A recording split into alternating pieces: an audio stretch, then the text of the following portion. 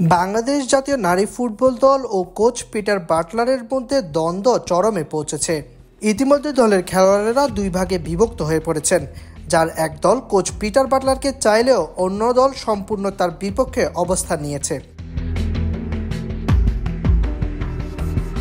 গত সাফের শুরু থেকেই সিনিয়র খেলোয়াড়দের সঙ্গে দলের কোচ পিটার বাটলারের মন কষাকষির সৃষ্টি হয়।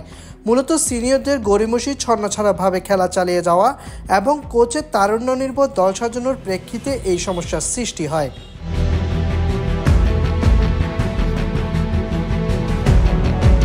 সাফ জয়ের পর খেলোয়াড়দের মনের ক্ষোভ কিছুটা কমলেও ফেডারেশনের সাথে বাটলারের নতুন চুক্তিতে তা আবার মাথাচাড়া দিয়ে উঠেছে। সিনিয়র খেলোয়াড়েরা সকলেই এক হয়ে বাটলারের অধীনে খেলতে চাওয়ার ক্ষেত্রে অপারগতা প্রকাশ করে।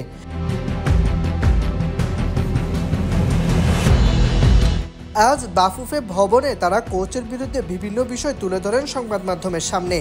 এই সময় সংবাদ মাধ্যমের সামনে কথা বলেন অধিনায়ক সাবিনা খাতুন। তিনি জানান, একটা বিষয় বলার আছে, নিজেদের প্রমাণের কিছু নেই, ব্যাপারটা আত্মসম্মানের। আমি দেশের জন্য খেলি, সে তাদের নিয়ে কটূক্তি করেছে, মেয়েদের জন্য এটা অসম্ভব।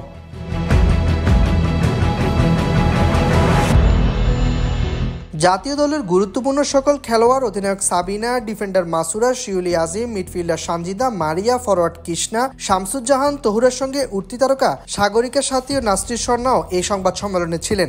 সব মিলিয়ে বাফুফে ভবনের নিচে প্রায় 15 জন ফুটবলার কোচের বিপক্ষে প্রকাশ্য অবস্থান নিয়েছে। সাইদ ইবনে শামস, অফসাইড।